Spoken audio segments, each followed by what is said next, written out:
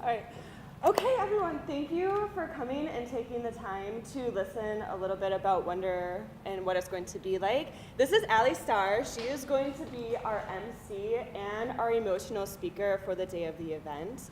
Today, she's here to talk a little bit how we can bring focus to the person energy levels and how we can maintain that throughout the day to change our mindset. Because by the change of mindset can create a change of how we view things, and then that can generate into confidence, and then just enjoying our days and not bringing things down so much. Right. Yeah. Thank you, friend. Yeah, you're welcome. So, Lovely. let's start. Thank you. Thank you, friend. Thank you so much. So it was only after the rice ran out that the British soldier noticed her again. She crumbled as it dawned on her she'd be getting no food that day. You see, even in the thinnest of crowds, she was easily pushed aside as others made their way to the front for food. The soldier had first spotted her under a tree when he and his aid convoys entered the refugee camp. You see, they were the ones there to protect these people from the warlords and the rioters, and there were many. The crowd dispersed. Her haunting eyes met his, and for a moment, he recalled the banana that he had in his backpack that had gone uneaten that morning for breakfast. He grabbed it. He brought it to her. He gave it to her graciously, and she took it silently. And only then did he see, as she made her way back to the same tree he had spotted her under, did he see two boys lying in the shade, too weak to stand themselves. He watched ever more closely. She peeled the banana. She broke it into two. She gave each of them a piece. And then he watched her as she ate the peel. It was the most moving illustration of servant leadership that he had ever seen. She changed the course of my life. I resigned what I was doing to follow her lead with those in most need in Africa. What was it that this woman had? This woman, you mean, they were there with the aid and the answers. They were the ones there to serve. What was it that she had that healed this battled, hardened heart by this soldier? She didn't offer any of that. That day she offered something much more rare, much more vital, much more necessary for us humans. That day she offered humble love. Humble love. It's inevitable. Every time I tell that story, I get that little lump, right here, or I get like a tear and I think, I'm gonna lose it. This is the day I'm not going to be able to finish the darn story, and I'm going to lose it, and I'm going to ugly cry, and I'm going to need a, Kleenex and all the jazz. It's such a powerful story about leadership and serving, truly serving and seeing someone else, right? And the obvious leadership skill here, right, would be the woman, right? Because it's obvious. We're so blessed here. We're so blessed. We have a banana, and we get one of those like little pieces of the banana, that comes off the peel, and we're like, right? Like, get it out of here, right? But she ate the peel. That's an obvious servant leadership type of quality. For our purposes today, I want to shine a light on the soldier. I want to shine a light on him.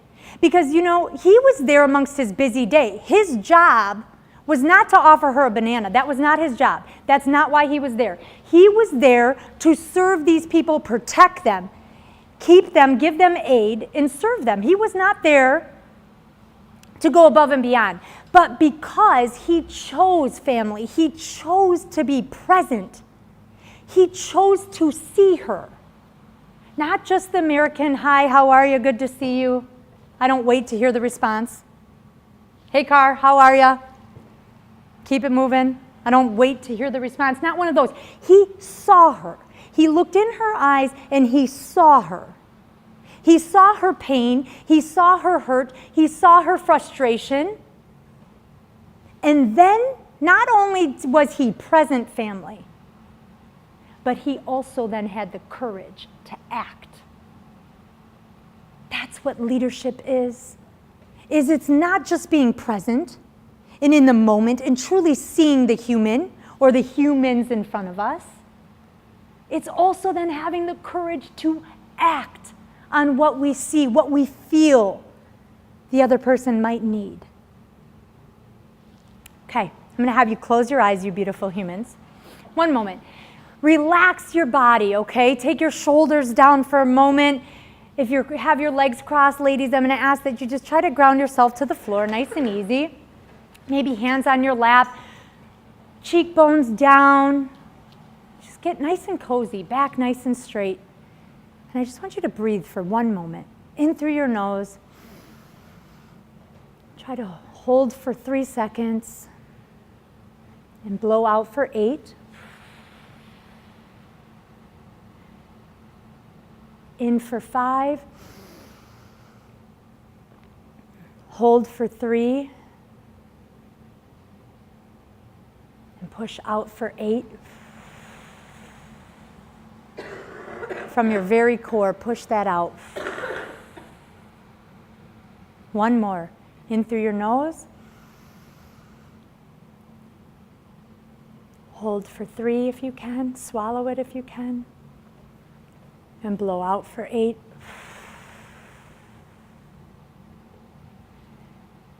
Beautiful. Keep those eyes closed. And I want you to think of your best leader, your best mentor, your best coach. Maybe it was a teacher. Maybe it was a family member, a coach. Maybe it was a grandparent. I want you to recall to mind your best leader. How did they enter the room? What did they wear? Bring to mind their smile.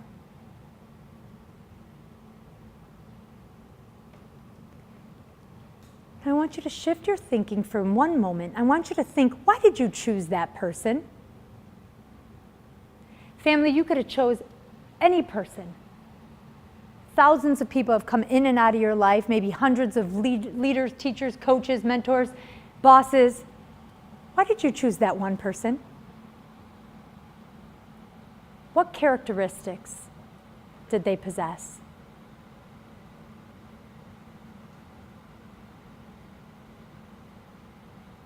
Welcome back. Welcome back. Very good. Now I'm going to call and I'm going to ask for you to break up just quickly. You don't need to move the chairs or anything, but I'm just going to have you speak for a moment in groups, in pockets, okay? And I want you to share the characteristics that came to mind. Why did you choose that person? You could have chosen anybody, but you chose that one person. And in your mind, I would love for you to share in your small groups why. The characteristics by which you called to mind as to why you chose that leader, that mentor, that coach. Okay? So go ahead and take one moment.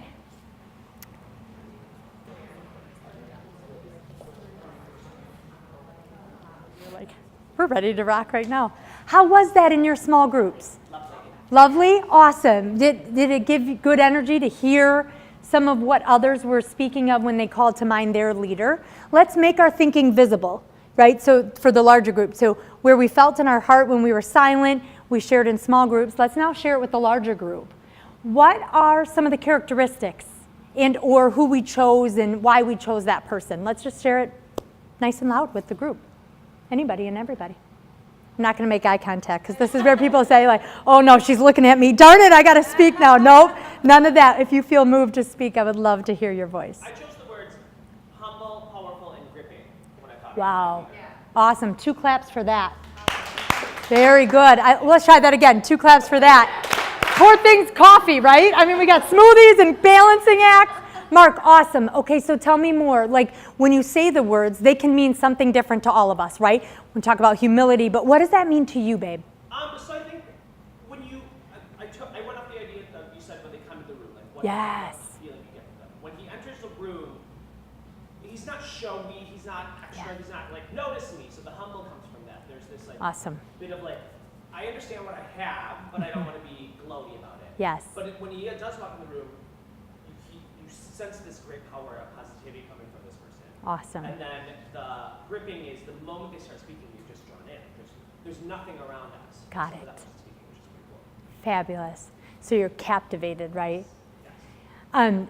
People say leaders, they can enter a room and you know, you can be a leader and still be really a bad leader. You can still have the title leader and you could be really crappy, right? And they'll say like, they'll enter the room and the energy level goes up a notch, right? The lights get a little bit brighter, like everything seems to, right? And then also poor leaders can enter a room and the shit just goes dim, right? Right? It can just, boom, right? Lights are out. It just feels like, oh, they just entered the room. Great, right? So, right, you can have both and. I love, thank you so much, Mark. What else? I think to add to Mark's, a great leader to me and what I thought of was that they're listening to hear what you have to say and Yes. not listening to respond. Yes. I heard you say present. Yes? Is that right, friend? And you were saying because you can't be present if you're thinking about what you're going to say or what you need them to do next, right? I love it. So they're really into it. They see you and they're listening, they're absorbing. And a lot of times a great leader will hear what's not even being said, right? Because there's so much behind our words. And we can say, everything's fine, I'm good. And then they're like, ooh, tell me how you're really doing, babe. You know, like that. I need to know, like it's deeper than that because they know you and they're present. They can hear almost the crackle in your voice, right? That says, maybe I'm not that great today. Yeah, and here's why. Right? And then you feel safe. They provide a safe environment for you to then share really where you're at on this journey called life. Lovely. 2 claps for that. Excellent. That was good. Hey, we'll take them. Anyway, we get the 2 claps, we'll take it. Friends, what else? What else? So when I first knew we had confidence coming a lot. Okay. And I think it plays really well into what you were saying. Because I think a lot of those leaders and those people that you think of, they're so confident in who they are and what they do that it becomes not about them at all. And it just Wow. it emulates to be about other people. Wow. They're never second guessing themselves. Love it. And they feel so comfy. If I'm taking your words and if I misconstrue them, please share. But what it meant for me as you were speaking, because I got goosebumps, is that they're so comfortable in their own skin that they make you feel safe to be exactly who you are as well. And there's no like competition in a way. It's all this just mirroring the greatness back because they're so comfortable with who they see in the mirror. Even on days, I mean, the confidence may come and go as far as the level, but ultimately the core essence of who they are, they're really happy with. And so they want others to be happy with who they were created to be. Awesome. Awesome. 2 claps for that. I think they challenge you because they know you're capable of greatness. And Yes. they can see that in you. Yes. Sometimes they're tough on you because they know what you can do. Yes. And they challenge you out of love. Yes. And that might seem harsh. Right. But you need to hear it sometimes because they can see you. Absolutely. And they're not going to let you settle for anything less than what your best is, right? And because there's such a foundation of love and trust that it maybe isn't always said perfectly, right? And maybe it does pierce the heart a little bit. But at the end of the day, you know it's because they want you to create the next best version of yourself, right? And we need each other. We can't create the next best version of ourselves on our own. We need that honest mirror. We need that beautiful mirror. We need that blind spot mirror to be mirrored to us to say, you know, like you guys know. I mean, you get in front of a mirror and all of a sudden that color looks a different color than this, right? I mean, you know. So you need all the angles and you need people that you trust and love to assist you in that journey. Awesome. Thank you so much. 2 claps for that. Lovely. So what we are describing, these things like being present, confidence, right? They push you. They know where you're at and they know where you can be. those things are intangible. Those things are really what you would call emotional intelligence, right? EI or EQ. And studies show us now that it does not matter how much we know. You could be the smartest person in the room from an IQ standpoint. But if you don't make me feel good about who I am, guess what? I'm not impressed. I am not impressed, right? And if you don't make others feel good about who they are, I don't care what level of the organization they serve in, none of that matters, right? And the core essence of who we are, I have done this little exercise, what are the things that mean most to you in leadership? I don't care if it's all men in a room, I don't care if it's high schoolers, I don't care if it's elementary, I don't care if it's all women, I don't care if it's all administrative assistants, it matters not. It could be all CEOs. They all say emotional intelligence is far more important than any technical skill or any IQ. And the studies show us that emotional intelligence is twice as important than technical skill and IQ doubled and combined. I'll say that again. Technical skill, double that up. IQ, double that up. Combine them both together and it will never, ever, ever be more important than emotional intelligence. And we just did a little exercise. It took us 10 minutes. You could look at Harvard Business Reviews, you could look at all kinds of different things, researchers, studies on leadership, and you know you did it in 5 minutes. And as beautiful and as unique as each one of us are, the core essence of us all craves the same thing. We all crave the same thing, to be seen, to be known, and to be loved right where we're at. And that, my friends, is what a great leader does. It starts with self, right? It starts with self. Yes or yes? I don't give you many options like yes or yes, right? Yes or yes. It starts with self. And so when we look in the mirror and we're able to lead thyself, oh, our world opens up with such possibility. When we're able to name, gosh, I don't like the way I said that to you. How did that make you feel? And then say, I'm sorry. Not I'm sorry, but you kind of always do that thing and that always sends me there, right? It's I'm sorry. Do I have your forgiveness? Hug it out, high five it out, chest bump it out, whatever we need to do, right? I always say there are leaders that I have had in my life that I would run through a metal wall for, a brick wall for. And then there are leaders that I've had in my life that I would not run through a napkin for, right? We run across all of them. Be the kind of leader of yourself that inspires people around you, that says, oh yeah, I only worked with her for a little bit, but I'd run through a brick wall. She said jump, I'd say how high, and what can I do to assist everybody else in getting them to jump? Because I believe you have my best interest at heart. The name of the company that I get to work for is called Tashi Delay, and it's a Tibet greeting, and it means I see you, and I honor the greatness within you. And so I thank you for this wonderful morning together. I was so excited to get here. And with that, I will say to you, all of you, each and every one of you, Tashi Delay. Thank you so much.